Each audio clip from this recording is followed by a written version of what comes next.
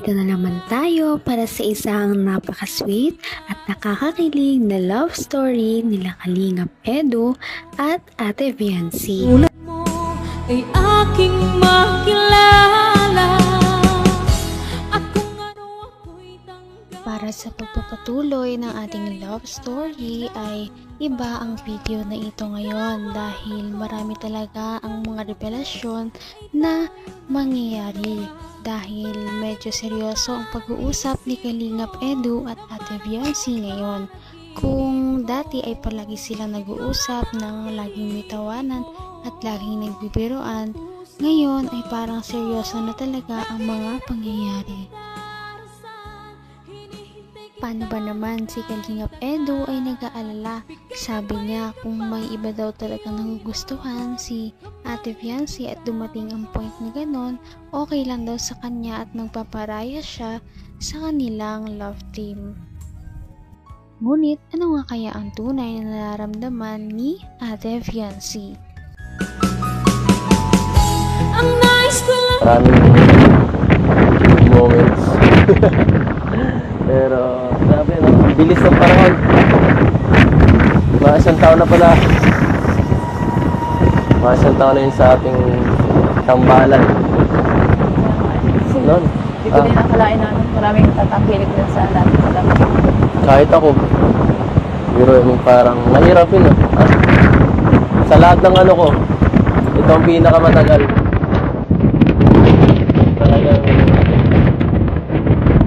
Talagang ano, kilala mo na ako. Yan lang, yung buko. Gawin lang buko, dapat tali yan. So, yan. Ito tatanungin lang kita. Sa lahat ng natambal sa akin, kanino, ay, kilala mo ba sila lahat? Tatlo lang? No. Sige nga.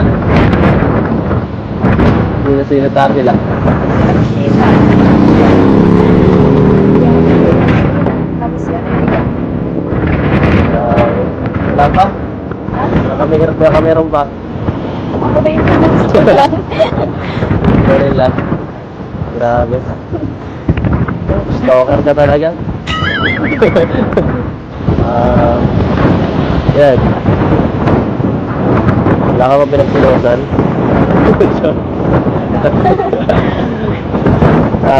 Ito. Pero sa lahat ng ano, ng nakatampal ko, ito yung pinaka masaya. Parang seryoso na talaga si Kalingap Edu kay Ate Viancy dahil ang lahat ng kanyang mga naka-love team dati ay medyo hindi nagtagal. Ngayon lamang ang kanyang ka-love team na sobrang nag-boom talaga sa public at medyo nagtagal din naman talaga hanggang ngayon at hindi pa rin sila nagtatapos. Kaya siguro ay parang nagiging totoo na. Para sa yung Kanina seryoso mo yun. hindi ko maiwasan eh. Ako masyado mag-isip. Basta wala ka na. Wala naman ako palagi eh. Wala palagi.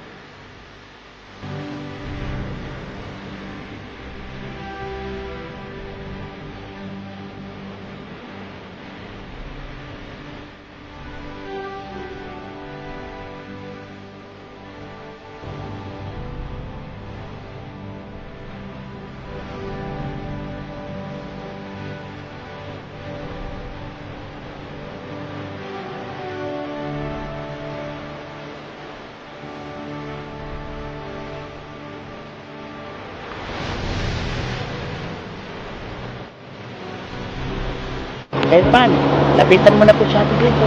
Ano mo sasabihin ko doon? Basta bahala ka na, galingan mo. Nahiya ako eh. Kaya mo yan. Kulang pa ako sa lakas ng loob. Kaya mo yan. Sige na. Sige, lapitan mo.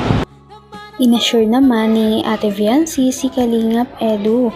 Sabi niya na magtiwala lamang daw siya sa kanya at siguro ang nararamdaman din naman ni Ate Viancy ay pareho lamang din kay Kalingap Edu dahil totoo naman daw ang lahat ng kanyang pinakita simula ng day 1 ng kanilang pagiging mag-love team kaya hindi siya dapat mag-alala. Ayan. Mahalo na kayo insan. Ma-anniversary ng EDC. Kaya nga eh. Sobrang bilis lang, no? Isang oras. Bilis ng panahon. Hindi akalain. Hindi natin nakalain na Isang taon na agad. ito natin yung pinakamatagal mga love team. Ano, Eds? Oo eh. Pinakamatagal. Hindi may naasahan talaga natatagal. Oo. Hanggang... Hanggang ano na, mga third part 30. Oo, Pero ano na, matagal na. 50 na, no? Hindi naman ito. 40, matagal lang 40. Isa lang ang ibig sabihin niyan, ano si Viancy? Mabait. Madaling kausap. Grabe. Magaling sa lahat. Kaya nga kahit sila Kuya Bal, di ba? Ano si Viancy? Gustong-gusto nila si Viancy. Yan naman eh. Oo. Hindi mo magustuhan sa batang lang. Diba? Viancy, ano masasabi mo at ma-anniversary na kayo ni Edu? Anong gusto mong... Ha? Ano? Stay strong. Ay, stay strong. Grabe, syempre. EDC. Thank you po sa mga sa mga sumusuporta po sa love team ng EDC. Amin po yan. Saka syempre po sa inyo po yan. At ano po, sa taon na po ako din sa pagiging po. Grabe guys. 1 year na sa December 24. So happy 1 year po mga ka-EDC. Abangan nyo po, magsa-celebrate po tayo nyan. December 24. Ayan. Ay, December 23 pala. Pagsalubong sa anniversary po ng EDC. December 23 po kami. Kakaiba talaga ang love team ng EDC dahil ito ang isa sa pinakamahahabang love team na nangyayari sa Kalingap dahil ang ibang ka-love team ni Kalingap Edu dati ay hindi talaga nagtatagal. Ngayon ay sobrang tagal na nila at umaabot na sila ngayon sa part 50 to part 60 kaya naman marami talaga ang nagmamahal sa kanila dahil hindi talaga natatapos ang kanilang mga chemistry.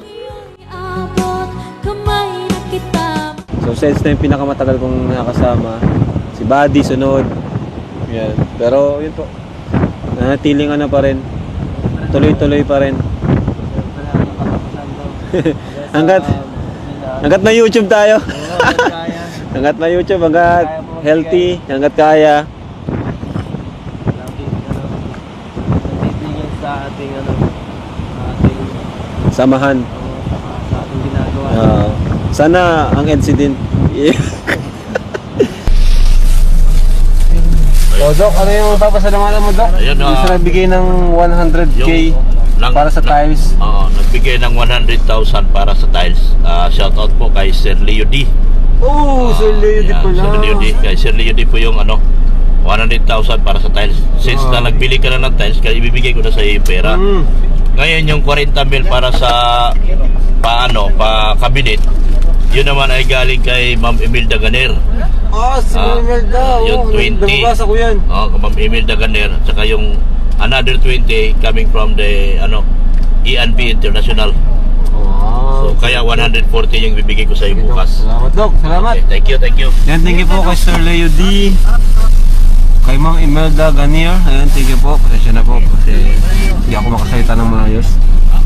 Pero sobrang thank you po Sir Leo D. Sobrang salamat po sa inyo. Laking tulong po talaga. Laking tulong. At natatapos na po ang bahay ni Fiancé.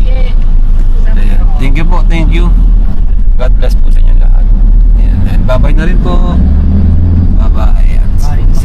hatid pa niya si Biancy sa Mangkamagong ay sa Salong-Salong. Malayo-layo akong bibiyahin ni Edo. Grabe yung sakripisyo din, pero salamat po. Thank you.